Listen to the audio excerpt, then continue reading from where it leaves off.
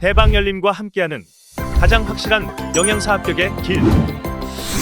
영양사 강의 진행 20여 년 이상, 수많은 합격생들이 추천하는 영양사 특강, 5인의 영양사 합격 전문 교수팀, 20여 년 이상 꾸준히 보완되어 온 강의용 교재. 유사상호를 주의하세요. 대방열림. 안녕하세요. 안녕하세요. 네. 식품위생관련 법규 저랑 할 거예요. 예. 근데 식품위생관계 법규는 법이잖아요. 예. 법이다 보니까 어쩔 수 없이 암기를 해야 될 수밖에 없어요. 이건 이해되는 게 아니라 만약에 우리는 충분히 거기에 대해서 뭐 식품의 용기다 그러면 식품의 용기 그릇이라는 거 아는데 그거 갖다가 법적으로 숫자 하나, 그러니까 글자 하나 틀리지 말고 해야 되기 때문에 여러분들이 다 암기를 하셔야 돼요. 이거는. 그 대신에 사실 법규가 좀 어렵다는 건 아시잖아요. 그러다 보니까 법규 문제 중에서도 그렇게 어려운 건 나오진 않아요. 그래서 주로 많이 기출되는 문제 위주로 제가 설명을 드릴 테니까, 그리고 잘 안 나왔던 건 제가 과감하게 이 부분 하지 말라고 말씀을 드릴게요. 그리고 실제로 최근에 나왔던 한 3년 경향을 보게 되면은 숫자 문제가 굉장히 많이 나온 편이에요. 예를 들자면 영양사 같은 경우는 교육을 1년에 6시간 받아야 된다. 6시간을 살짝 바꿔서 8시간이라고 한다던가 아니면 아예 그냥 몇 시간 받아야 되는가 문제가 이렇게 나오거든요. 그래서 숫자 문제 같은데 조금 민감하게 보셔야 되고, 그리고 최근 들어서 정말 많이 나오기 시작한 게 벌칙이에요. 예, 예를 들자면 영양사 같은 경우 뭐 보존식을 보관 안 했을 때 과연 벌금이 얼마인가. 근데 우리 실제로 이제 행정적으로 이제 벌칙이 주어지고 벌금이 주어지거든요. 그 두 가지를 다 알아두셔야 돼요. 그런 거 많이 들어보셨죠? 뭐 뉴스 같은 데도 보시다 보면 뭐 7년 이하의 징역 뭐 이런 식으로, 그런 식으로 우리가 벌칙이 주어지고 범칙금이 또 주어지거든요. 한 번 어겼을 경우 뭐 400만 원, 두 번째 어겼을 경우 뭐 600만 원 이런 식으로. 예. 그것도 제가 좀 주의 깊게 해드리고요. 그 대신에 범칙금이라는 걸 우리가 식품위생법에 있어서 벌칙이라고 우리가 13장에 따로 나오거든요. 근데 그렇게 하게 되면은 정말 벌칙금이 이만큼 나와요. 근데 여러분들이 이걸 한꺼번에 외우려면은 너무 힘들어요. 네, 그러다 보니까 제가 중간중간에 요거를 어겼을 때 벌칙이 얼마다라는 걸 그때그때 짚어드릴게요. 그러고 나서 제가 한번 다시 벌칙 짚어드리는 시간이 있을 거예요. 그리고 이제 법규를 보다 보면 뭐 예상되는 것, 예상되지 않는 것 이런 말이 나오는데, 이렇게 괄호를 해놓고 뭐 이렇게 해당된다, 단 무엇은 해당되지 않는다 그러면 그게 문제 많이 나오는 편이에요. 그것도 그때 좀 짚어드리고, 그리고 법규가 유난히 많이 바뀌어요. 1년에도 몇 번씩 바뀌거든요. 그러다 보니까 저랑 공부하더라도 여러분들이 이제 영양사 시험 보실 때면 또 바뀔 수도 있어요. 그것도 제가 때때로 업데이트 해드리고, 그리고 게시판에도 업데이트를 해드리고, 여러분들이 만약에 수업 들으신 다음에 보실 거면은 그 카페 들어가서 보시면 제가 거기다 다 업데이트를 해드릴게요. 그리고 수업하는 거는 마찬가지로 제가 처음에 키워드 좀 적어드리고, 예, 그 다음에 마지막에 여러분들한테 시험 문제 드리면은 거기가 기출 문제 풀어주시면은 다음 수업 시작하기 전에 한번 쭉 풀어보시고 제가 답만 쭉 부르고 나가도록 할게요. 그러면은 이제 이론서 한번 볼게요. 이게 실제로는 법규가 너무너무 많거든요. 근데 제가 아까 말씀드렸죠. 요점 되는 것만 좀 짚어드리겠다고. 그래서 1장 보시면 식품위생법의 개념 및 총칙하고 나오죠. 여러분들 이거 지금 그 보기 보고 있어요. 이론서. 그래서 보시면은 1장부터 2장, 3장, 4장, 5장까지는 우리가 식품위생법에 해당되는 거예요. 식품위생법. 1장부터 5장까지예요. 그래서 여기까지 식품위생법이고 보통 5문제 정도 기출됐어요. 여기서 5문제 정도. 그리고 6장에 학교급식법이라고 나오죠. 여기는 반드시 한 문제가 나왔어요. 그다음에 7장에 국민건강증진법이라고 나오는데 요거는 안 나올 때도 있고 나올 때도 있어요. 그러니까 저희가 지난 3회차를 보게 되면은 3회차 중에서 2번 나왔어요, 문제가. 그러니까 여러분 한 문제는 아니고 약간 애매하게 0.65문제 정도? 그 정도 나온다고 보시면 되고요. 8장에 국민영양관리법 나오죠. 여기서는 한 문제 나왔었어요. 그다음에 제9장에 농수산물의 원산지 표시에 관한 법률인데 요것도 한 문제 나왔었고요. 10장에 식품 등의 표시 광고에 관한 법률인데 요거는 식품위생법에 있다가 독립이 됐어요. 그래서 여기는 지난 3회차에서 보게 되면 한 문제 나왔었거든요. 그러니까 요 위에서 얘기한 국민건강증진법하고 요 식품 등의 표시 광고에 대한 법률 이렇게 번갈아 가면서 나왔어요. 네, 그렇게 됐고요. 그래서 여러분들이 영양사 시험 보시게 되면 이건 2교시 때 보게 되잖아요. 2교시 때 보면서 이게 92번부터 100번까지 마지막에 9문제가 기출돼요.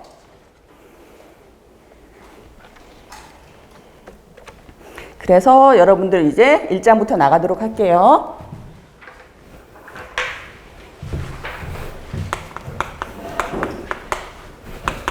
1장은 식품위생법의 목적. 이번에 용어 정의. 그다음에 세 번째는 식품 취급법.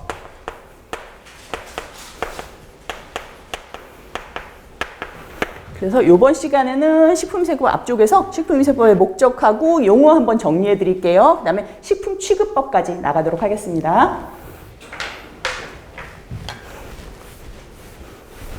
요거 하기 전에 여러분들이 법률 하게 되면은 식품위생법하고 탁 나오잖아요. 그럼 그거 하나만 있는 건 아니에요. 예를 들자면, 방금 괜히 지웠네요.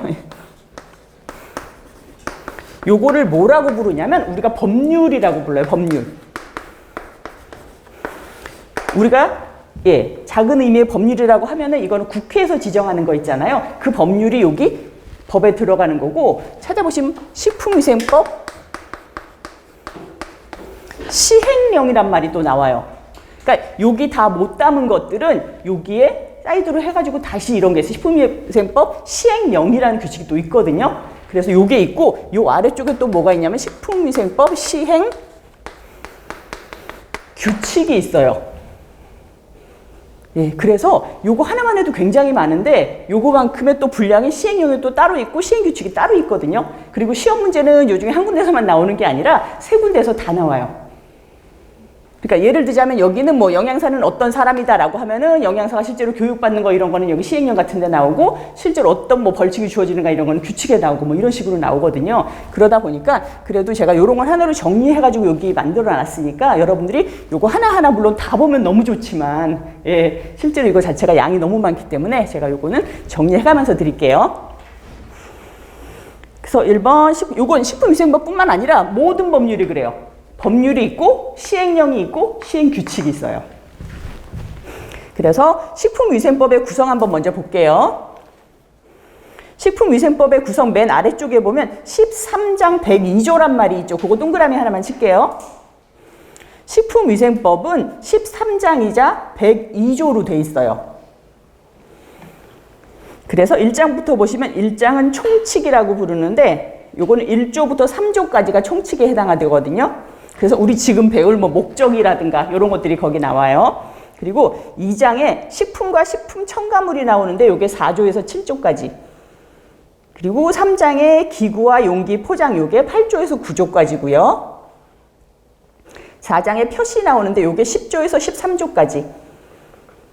그리고 제5장에 식품 등의 공정하면서 14조. 그 다음에 제6장에 검사가 나오는데 이거 15조에서 35조까지 굉장히 긴데 요거는 저희가 시험에 안 나와요, 잘. 그래서 요거는 그냥 X 할게요. 그리고 제7장에 영업이 나오는데 요거는 36에서 50조까지. 요거는 많이 나와요. 그리고 제8장에 조리사, 당연히 많이 나오겠죠? 51조에서 56조까지. 그 다음에 제9장에 식품위생심의위원회가 57조에서 58조까지인데 요거는 기출이 안 돼요, 거의. 요것도 X자 하고요. 그 다음에 제10장에 식품위생단체에 나오는데 이거 59조에서 70조까지인데 요것도 기출 잘 안 돼요. 요것도 X표 할게요. 그리고 11장에 시정명령과 허가 취소 등 행정제재인데 이건 71조에서 84조까지인데 요거는 세모해 놓을게요. 많이 안 나오긴 하는데 가끔가다 한 문제가 나와요. 요거는. 그 다음에 12장에 보칙이라고 나오는데 여기에 뭐가 나오냐면 집단급식소라든가 아니면 식중독이라든가 이런 게 여기 들어가거든요. 그래서 여기 해당하는 건 85조에서 92조까지고 요거는 나오는 편이에요. 그 다음에 13장의 벌칙인데 이거는 93에서 102조까지가 다 벌칙으로 나와 있어요. 그래서 우리가 국시원에 나와 있는 이제 영양사 시험 범위에 보면은 식품위생법규 여기 관련돼서는 사실은 벌칙이라는 거는 잡혀져 있진 않거든요. 근데 최근 들어서 굉장히 많이 나오고 있기 때문에 요건 제가 아까 처음에 말씀드렸던 것처럼 벌칙도 좀 같이 해드릴게요. 그래서 여기 해당하는 거는 13장 102조로 돼 있고, 그리고 법률 보시면 여러분들이 요 장수는 안 바뀌는 게요. 만약에 7조에 대한 게 없어졌어. 그러면은 7조 없어지고 고유에서 8조를 땡겨서 7조를 만드는 게 아니라 7조 해놓고 그냥 삭제 이렇게 써놔요. 법률은. 예, 그래서 조항이 바뀌어가지고 작년에는 52조였는데 올해는 53조고 이렇진 않아요. 조는 항상 안 바뀌어요. 그래서 조리사가 51조, 영양사가 52조인 것처럼 그거는 계속 유지된다고 보시면 돼요. 그래서 이번에 식품위생법 볼게요. 식품위생법은 맨 처음에 식품위생법이 있고 아까 잠깐 말씀드렸죠. 식품위생법 시행령이 있고 식품위생법 시행규칙이 있어요. 근데 여기서 식품위생법은 언제 만들어졌냐면 동그라미 할게요. 1962년 1월 20일 날 제정됐고요.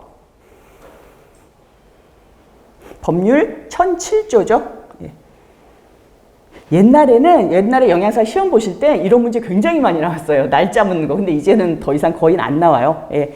그리고 이제 시행령은 62년 6월 12일 날 제정되고요. 당연히 법률 만들어지고 그 다음에 시행령 만들어지고 그 다음에 시행규칙은 62년 10월 10일 날 제정됐었죠. 그래서 요거를 여러분들 나중에 보시면은 법률은 그냥 국회에서 만드는 거니까 법률이에요. 근데 요거는 시행령 같은 경우는 보통 대통령령으로 많아요. 대통령령. 그리고 그 아래쪽이잖아요. 그럼 대통령보다 좀 낮은 직급이겠죠. 그래서 여기에 해당하는 거는 이 법이 해당되는 부서가 있잖아요. 식품위생법 같은 경우는 식품의약품안전처에서 거의 주관을 하거든요. 근데 요거는 그거보다는 조금 중요하기 때문에 요거는 총리령이라고 해요. 총리령.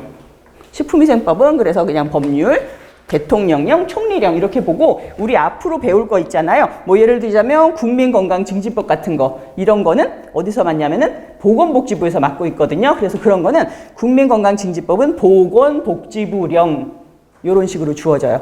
그래서 우리가 보통 영이 주어지는 거는 그 주관하는 부서에 따라서 주어진다라고 보시면 되고요. 요 령 같은 거는 제가 할 때마다 항상 알려드릴게요. 일단 식품위생법은 총리령이에요. 그래서 예전에 문제가 그런 식으로 많이 나왔던 게 서로 연결해놓고 이건 식품의약품안전처령 뭐 이런 식으로 됐었어요. 근데 사실은 총리령이죠. 식품위생법은. 그리고 영양사에 대한 규칙 같은 경우는 63년 6월 12일 날 제정됐었는데 요거는 국민영양관리법이라는 게 생겨나면서 그쪽으로 독립돼서 나갔어요. 실제로 여기 배우는 것들이 식품위생법에서 거의 다 독립돼서 나간 법률이들이거든요. 그래서 3번의 식품위생법의 목적인데 요건 별표 하나만 할게요. 여기 나왔죠? 식품위생법의 목적.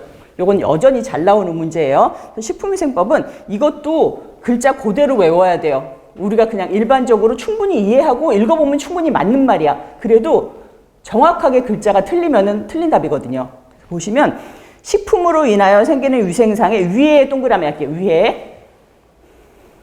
제가 동그라미 해드리는 건 키워드니까 그거 위주로 여러분들이 알아두시면 돼요. 요 두 번째는 식품 영양의 질적 향상도, 뭐 질적에다 동그라미 할게요. 양적 향상이 아니라 질적 향상을 도모하고 있고요.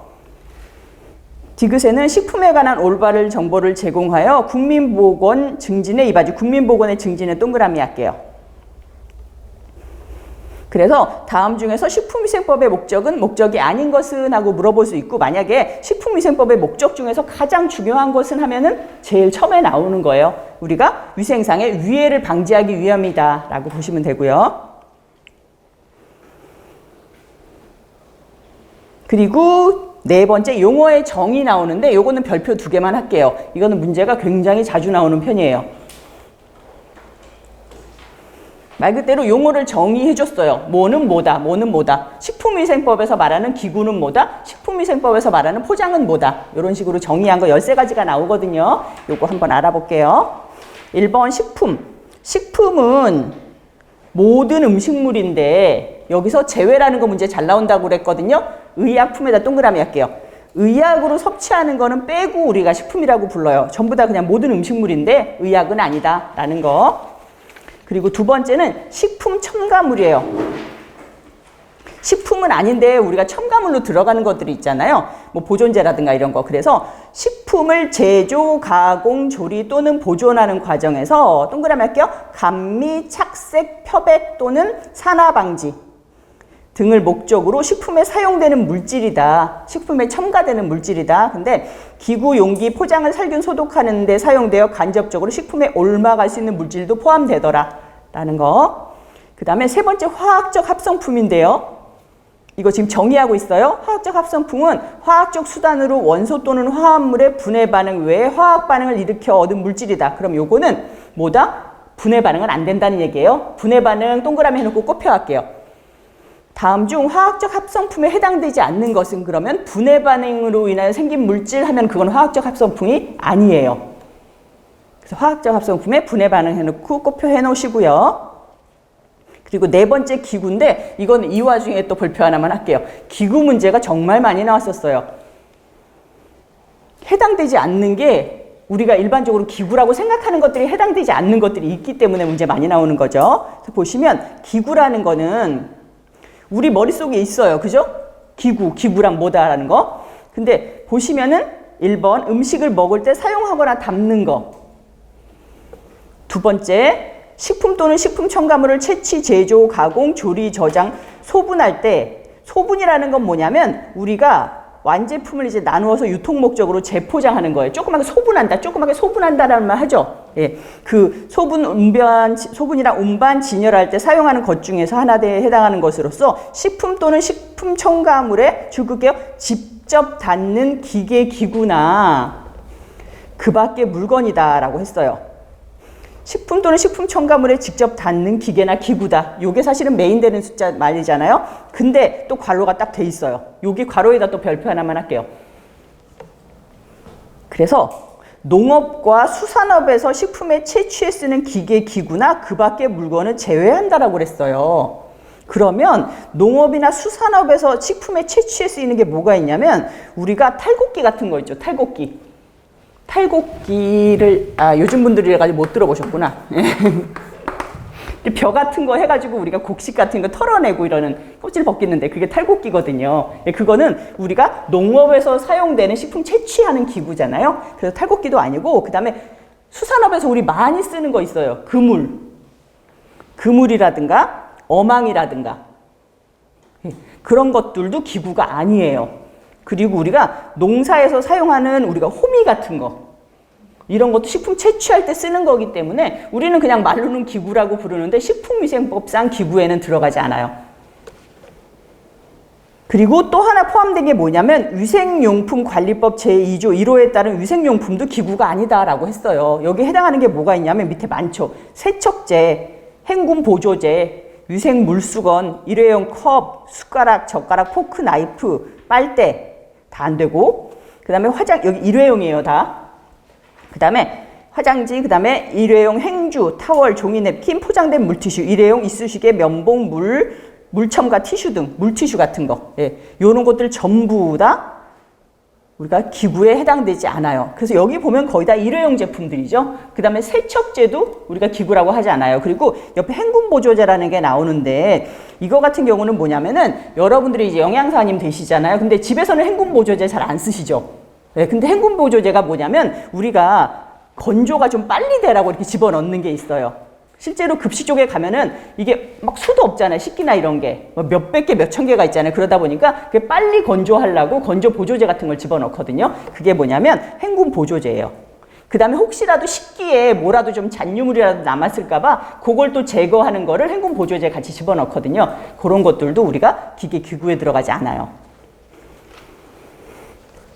그 다음에 5번째 용기 포장. 용기 아시죠? 뭐 일회용기 할 때 그런 용기, 그 다음에 포장. 이거는 식품 또는 식품 첨가물을 넣거나 싸는 것. 여기다 줄 끌게요. 식품 또는 식품 첨가물을 넣거나 싸는 것. 식품 또는 식품 첨가물을 주고받을 때 줄 끌게요. 주고받을 때 함께 건네는 물품. 용기나 포장은 여러분들 너무 잘 아시는 말인데 법적으로 이렇게 표현을 하자니까 이렇게 됐어요. 그리고 두 번째, 공유주방이란 했는데 여러분들이 법률 바꾸면서 지금 공유주방이란 말이 굉장히 많이 나올 거예요.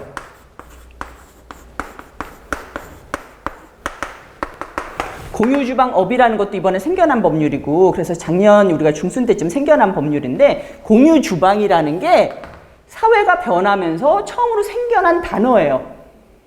우리가 특히나 뭐 코로나 때문에 이제 비대면 같은 게 많아졌잖아요. 그래서 공유주방업이라는 건 뭐냐면 내가 주방을 하나 이렇게 빌려놔. 하나 내 주방이야 이게. 근데 내 사업을 위해서 이걸 하는 게 아니라 이거를 공유 주방을 빌려주는 거예요. 그래서 저 사람이 와가지고 주방을 뭐 2시간 이용하고 돈을 받아가. 돈을 나한테 줘. 그 다음에 요거를 저 사람이 뭐 며칠부터 한 5일 동안 이용하겠다 그럼 내가 이걸 빌려줘. 그게 공유 주방이에요. 그러니까 여러분들 무슨 이런 배달 음식 같은 거 보면 주방에서 그냥 한 군데서 다 조리해가지고 뭐 아구찜도 나가고 그다음에 뭐 피자도 나가고 이런 식으로 하잖아요. 그러니까 공유 주방을 빌려서 거기서 왜냐하면 홀이 필요 없잖아요.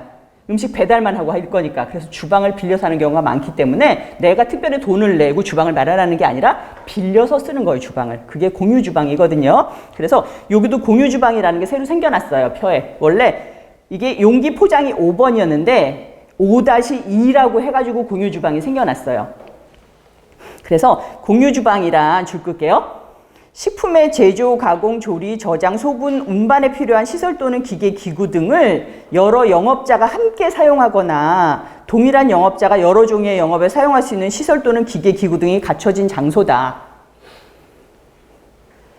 이거 약간 그냥 이렇게 여담으로 말씀드리는데 공유 주방이라는 게 처음에 어디서 생겨났냐면 영국 쪽에서 왜 영국의 런던에 집값 엄청 비싼 거 아시죠? 그러다 보니까 집안에다가 주방을 두기엔 집값이 너무 비싼 거야. 한 평당 뭐 엄청나니까. 우리나라도 저기 강남 쪽에 가면 집값 엄청 비싸잖아요. 그러면 그 안에 주방을 놓느니 차라리 돈을 좀 더 싸게 하고 내가 공간을 조그맣게 쓸 수 있겠다 해가지고 공유 주방을 만들어 놓은 거예요. 그러니까 주방이 없는 거예요, 집에는. 조그맣게 하고 그다음에 주방 밑에 내려와가지고 하고. 그래서 우리도 요즘 뭐 쉐어 키친 같은 거 하면서 이제 다들 같이 살면서 주방을 하나 쓰고 이러는 경우 있잖아요. 그런 경우인 거예요, 이게 공유 주방에. 그래서 공유 주방은 제가 특별히 말씀을 드리는 게 작년에 워낙 생겨나고 이런 거기 때문에 이거는 정의 물어볼 수 있거든요. 이런 것을 무엇이라고 하느냐? 그러면 공유 주방업이다, 공유 주방이다 라는 거 알아두시고요. 그다음에 6번의 위해.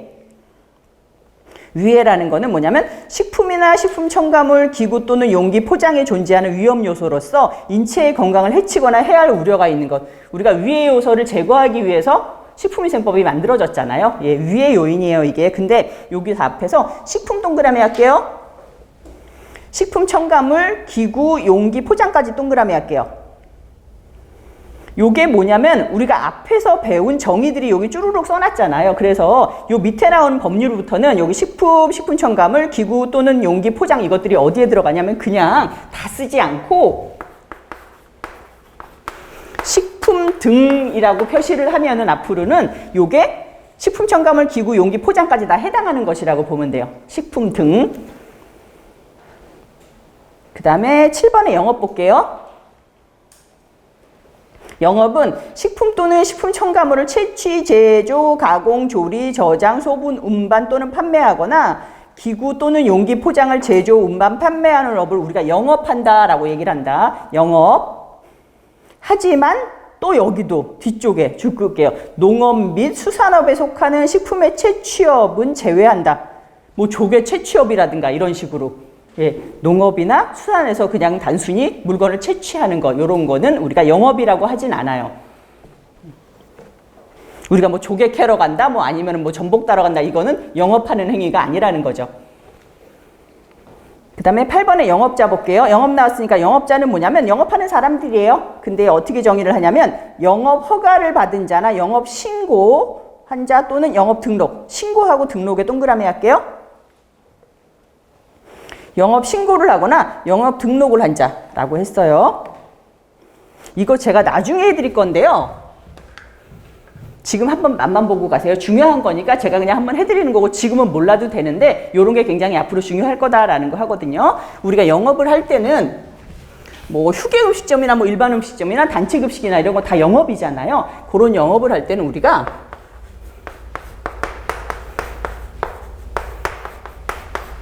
지금은 그냥 맛만 보세요. 허가를 내는 게 있고 등록을 하는 게 있고 신고를 하는 게 있거든요. 근데 허가가 제일 힘들어요. 그 다음에 등록이고 신고고. 그래서 허가는 허가가 안 나면 그 영업을 못 하는 거예요.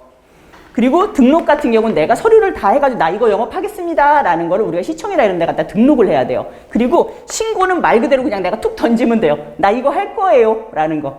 그래서 거의 대부분은 신고만 하면 되는데 좀 까다롭거나 위생상의 문제가 있는 거는 허가를 받아야 되고 그 다음부터 까다로운 건 영업을 우리가 등록을 해야 되고 그런 게 있거든요. 그래서 요 세 가지는 제가 나중에 굉장히 중요한 거니까 세분해서 알려드릴 건데 지금 영업 얘기가 나왔으니까 이런 게 있다라는 것만 알려드릴게요.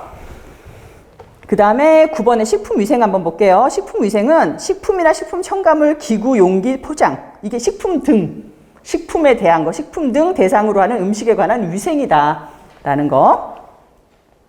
그다음에 10번의 집단급식소는 요거 단체급식 시간에 했었죠. 예, 법률이에요. 요거는 집단급식소는 우리가 그냥 단체급식은 반드시 두 가지가 들어가 있어야 된다라고 그랬어요. 우리가 특정인에게 지속적으로 식사를 제공하는 건데 아직까지 집단급식소에는 세 가지가 반드시 들어가야 되는데 영리를 목적으로 하지 아니하면서 특정인에게 지속적으로 식사를 제공한다. 그게 들어가 있죠. 그리고 시행령, 여기는 법률이 아니라 시행령에 보면은 좀 세부적으로 나와 있어요. 1회 동그라미 이렇게 50명 이상에게 식사를 제공하는 급식소를 우리가 집단급식소라고 한다. 이게 시행령에 나와 있어요. 그 다음에 11번에 별표 하나 할게요.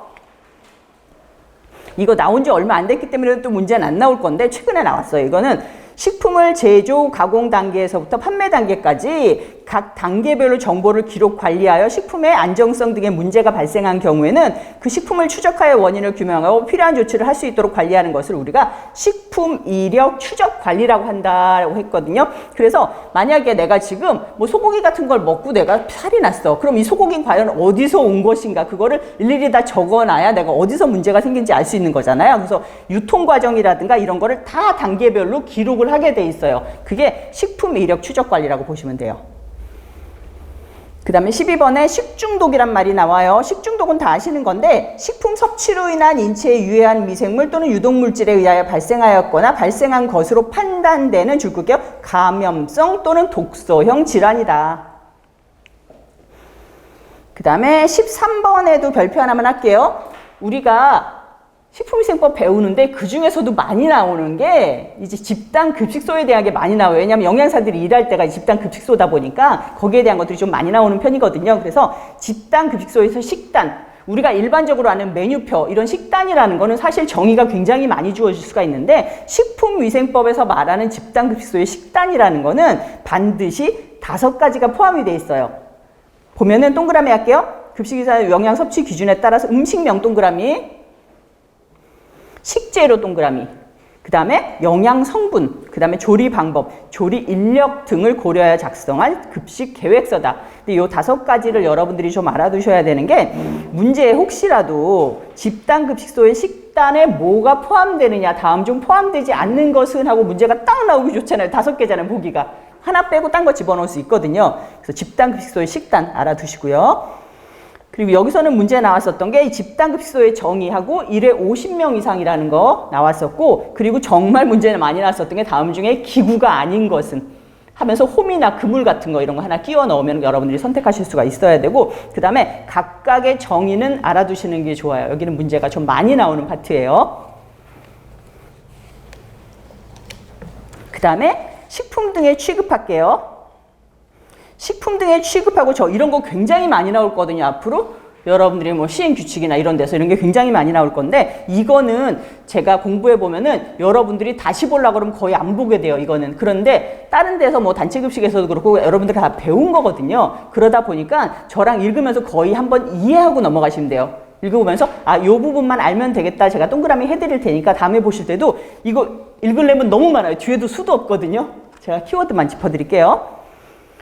일단 식품의 취급은 판매를 목적으로 식품 또는 식품 첨가물을 채취, 제조, 가공, 조리, 저장, 소분, 운반 또는 진열할 때에는 줄글게요. 깨끗하고 위생적으로 해야 된다. 이거 당연한 거잖아요. 그러니까 이렇게 한번 이해하시고 넘어가라고요.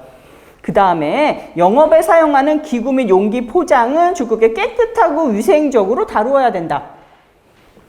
그 다음에 1번 식품 등을 취급하는 줄글게요. 원료 보관실, 제조 가공실, 조리실, 포장실 등의 내부는 항상 청결하게 관리하여야 된다. 2번 식품 등의 원료 및 제품 중에 부패 변질이 되기 쉬운 것은, 여기서 부패 변질부터 줄게요. 부패 변질이 되기 쉬운 것은 냉동, 냉장 시설에 보관 관리해야 된다. 그리고 3번에 식품 등의 보관, 운반, 진열 시에는 식품 등의 동그라미 께 기준 및 규격이 정하고 있는 보존 동그라미 유통 기준에 적합하도록 관리해야 되고, 이 경우 냉동 냉장 시설 및 운반 시설은 항상 정상적으로 작동시켜야 된다. 뭐 냉동실이 있어도 온도 지켜야 된다는 얘기예요.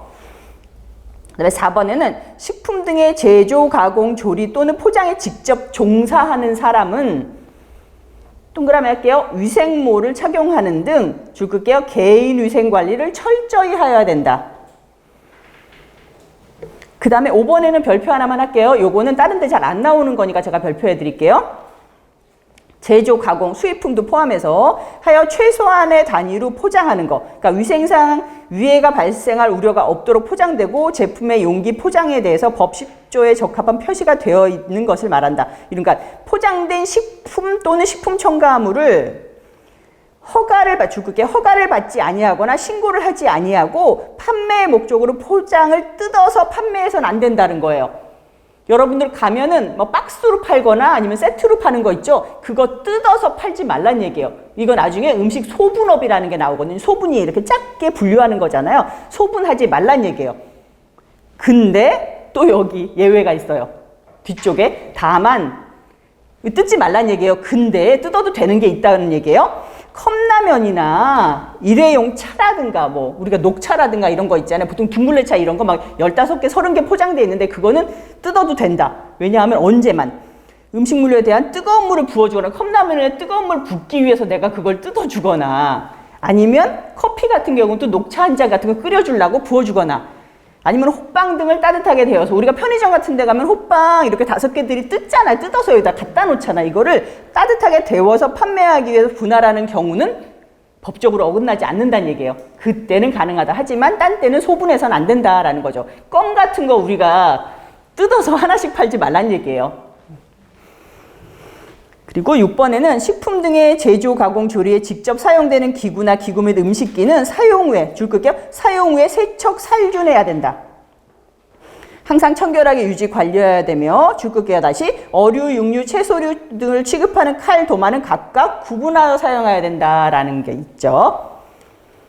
그 다음에 7번에는 유통기한이 경과된 식품 등을 판매하거나 판매의 목적으로 진열, 보관해서는 아니 된다. 당연한 거죠, 이거는. 예. 근데 여기 여러분들이 법률에서 또 바뀐 게 하나가 뭐 있냐면은 우리가 지금까지는 계속 유통기한이라고 불렸었거든요. 요게 어떤 식으로 바뀌었냐면 소비기한으로 바뀌었어요. 이게 우리가 뭐 시행령이나 아직 시행규칙 같은 데는 안 바뀌었는데 법적인 거 우리가 식품위생법 메인법에선 바뀌었어요. 이때 유통기한이라고 안 부르고 소비기한이라고 불러요. 이게 사실상은 우리가 유통되는 기한이 아니라 진짜 소비되기까지의 시간인 거잖아요. 그래서 우리나라는 유통기한 지나도 먹어도 된다라는 말이 좀 있잖아요. 그러다 보니까 저게 소비기한으로 바뀌었고 뭐 일본 같은 데도 저거 상미기간이라고 그러잖아요. 그러니까 가장 좋은 맛을 유지하는 기간이고 그 이후에 먹어도 사실 문제 없다라는 그런 의미로 쓰이는 내용도 많거든요. 그러니까 우리도 이게 소비기한으로 지금 바뀌어 있어요. 그래서 여기 해당가는 거는 이제 식품 취급 방법이 잘못된 것은 하고 문제가 몇 번 나왔었는데 여러분들 지금 읽어보다시피 굉장히 상식적인 것들이거든요. 그래서 요거는 한번 읽어보시고 마지막에 뭐 별로 이렇게 상해 위해가 있는 것은 뭐 냉장, 냉동 뭐 보관하지 않아도 된다 뭐 이런 식으로 나온다거나 그러면 그게 틀린 답이니까 그거 알아두시면 되고요. 여기까지 제가 1장 했으니까 1장 문제 풀고 갈게요. 이거 식품위생법규는 하나하나가 굉장히 짧아요. 보시면은 1번 식품위생법의 개념 및 총칙 문제풀이 1번입니다. 식품위생법 관계법규의 체계를 순서대로 나열시 가장 상위의 법은 무엇이냐? 뭐든지 법률이 가장 상위의 법이에요. 보시면 식품위생법, 2번 식품위생법 시행령, 3번 식품위생법 시행규칙, 4번에 식품의 표시기준, 5번에 식품첨가물의 기준과 규격. 보면은 식품위생법이 가장 상위법이죠. 1번. 2번에는 식품위생법에서 다루는 내용이 아닌 것은 이라고 했는데 1번 식품의 기준과 규격 나오고요. 2번 조리사의 결격 사유도 나와요. 3번에는 식품 영업의 시설 기준도 나오고요. 그 다음에 5번에 식품위생단체에 대한 것도 나와요. 근데 4번에 국민건강영양조사 및 지도라는 거는 식품위생법에서는 안 나와요. 이건 어디서 나오냐면 국민건강증진법. 얘들도 다 독립돼서 나간 법률인데 국민건강증진법이라는 게 따로 있어요. 아까 저 보기 볼 때, 목록 볼 때, 목차 볼 때 나왔었죠? 국민건강증진법. 여기 나와요. 그건 그래서 2번의 정답 4번이고요. 3번에는 식품위생법의 목적으로 옳지 않은 것은 이라고 했는데 목적 나왔잖아요. 보시면 1번 식품 영양의 질적 향상도 뭐 맞았어요. 그 다음에 3번에 국민보건 증진의 이바지도 맞았고요. 4번에 식품에 관한 올바른 정보 제공도 맞고 그 다음에 5번에 식품으로 인한 위생상의 위해를 방지하기 위함이다 맞았는데 2번에 부정식품 제조업자의 가중처벌이라는 건 따로 안 나와 있어요. 정답 2번이죠. 이건 목적이잖아요. 목적에 이거는 들어가지 않아요. 4번에 집단급식소의 정의에 해당되지 않는 것은 이라고 했는데 1번 영리를 목적으로 하지 않는다 맞고요. 2번에 계속적으로 식사를 제공한다 맞아요. 3번에는 기숙사, 학교, 병원, 산업체, 사회복지시설, 국가지방자치단체, 공공기관 및 기타 후생기관의 급식시설 등을 말한다 맞아요. 4번에 불특정 다수에게 식사를 제공한다? 아니에요. 특정 다수에게 식사를 제공해야 우리가 집단급식소라고 부를 수가 있어요. 정답 4번이죠. 그리고 5번에 1회 50인 이상에게 식사를 제공한다. 맞습니다. 5번에는 식품위생법에서 정의하는 기구, 이거 문제에 많이 나온다고 말씀드렸잖아요. 기구로 볼 수 없는 것은 이라고 했거든요. 그러면 1번 식칼 맞아요. 2번 음식기기, 3번에 그물, 4번에 차규기, 5번에 도마 다 맞는데 그물은 해당되지 않아요. 아까 그물이나 홈이라든가 어망이라든가 투망이라든가 이런 거 다 해당되지 않는다고 그랬어요. 정답 3번 그물.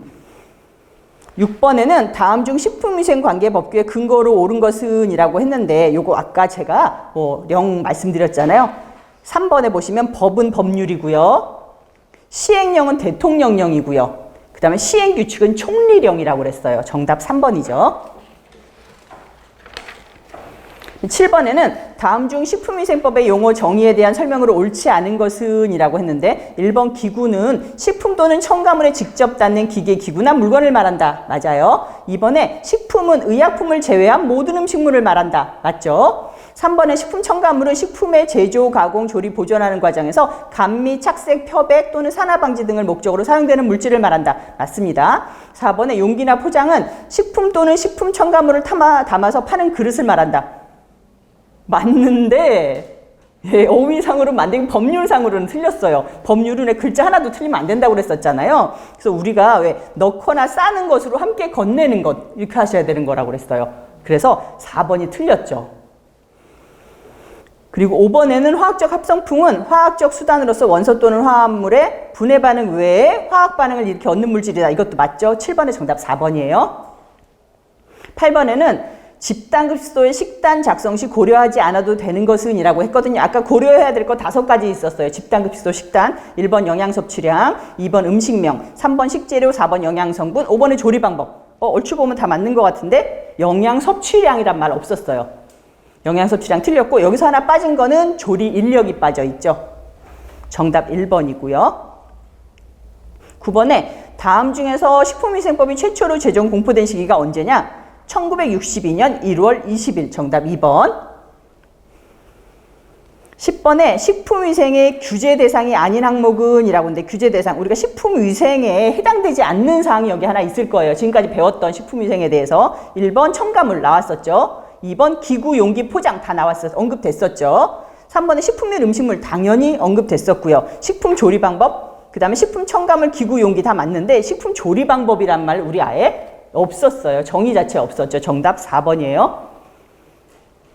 11번에 식품위생법의 가장 중요한 목적은 했는데 우리가 목적 3가지 배웠잖아요. 그 중에 가장 중요한 목적은 식품으로 인한 위생상의 위해를 방지하기 위함이다. 정답 5번이죠.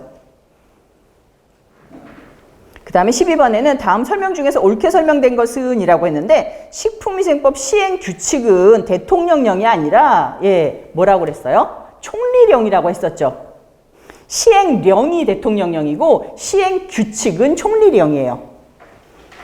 그리고 이번에는 식품위생법은 식품산업의 발전을 위해 공포된 법률이다. 식품위생법의 가장 중요한 목적이 뭐라고 그랬어요? 위해 방지를 위해서 우리가 만든 법률이다.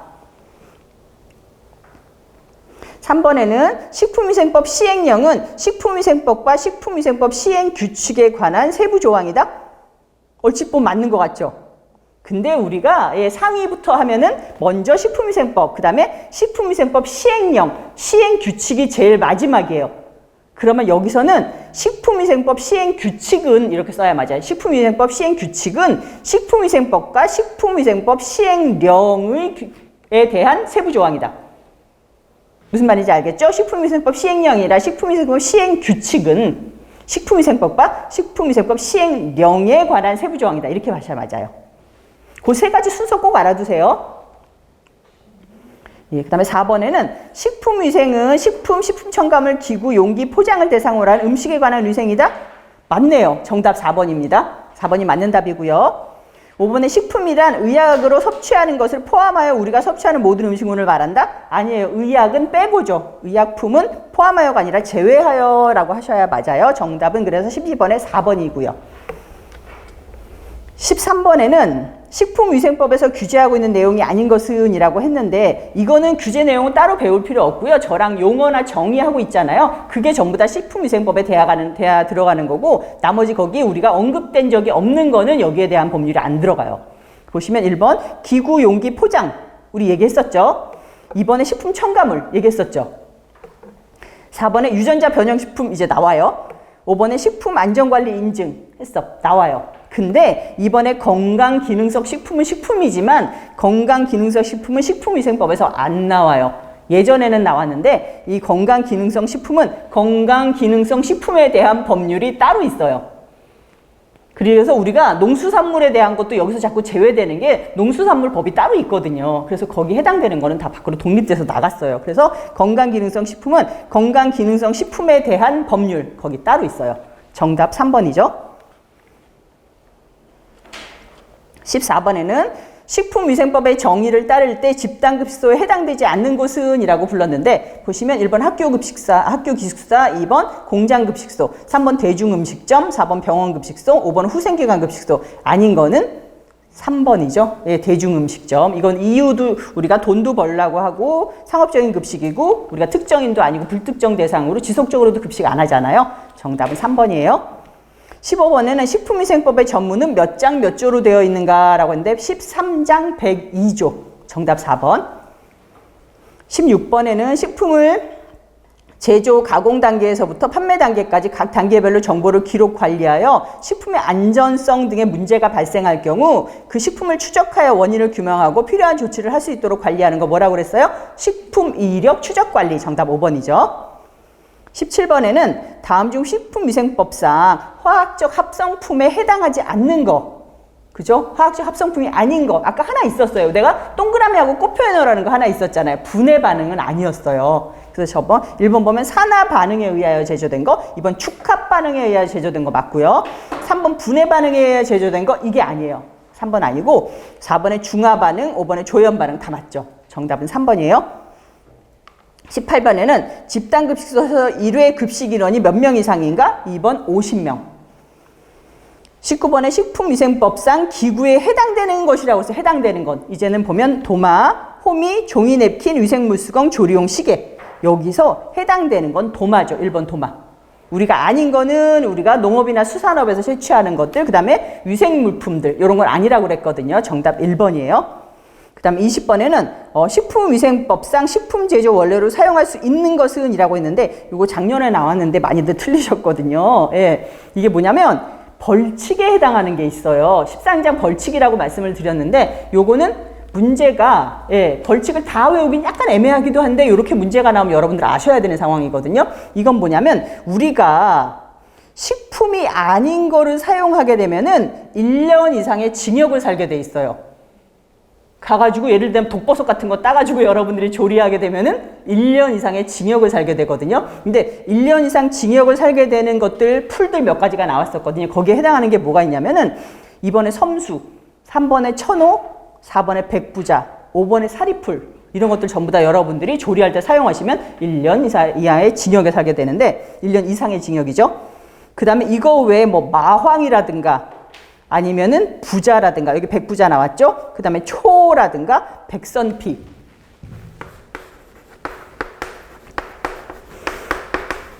근데 생각보다 많이들 맞추신 게 여기 우리들이 너무너무 잘 먹는 게 하나 들어가 있어요. 예, 곰취. 예, 우리가 취나물로 많이 먹잖아요. 곰취는 먹어도 되는 거기 때문에 1번이 정답입니다.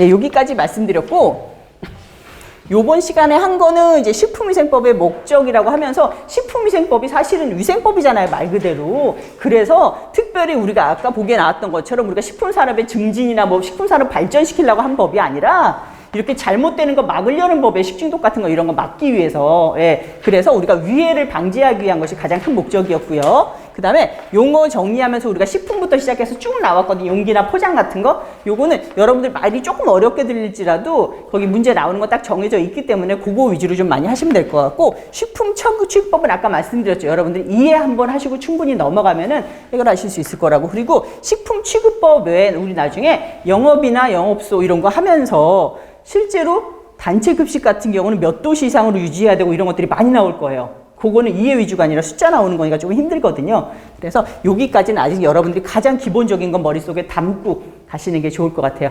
그래서 이번 시간에 여기까지 했고 다음 시간에 제가 2장 이어서 나가도록 하겠습니다. 예, 수고하셨습니다.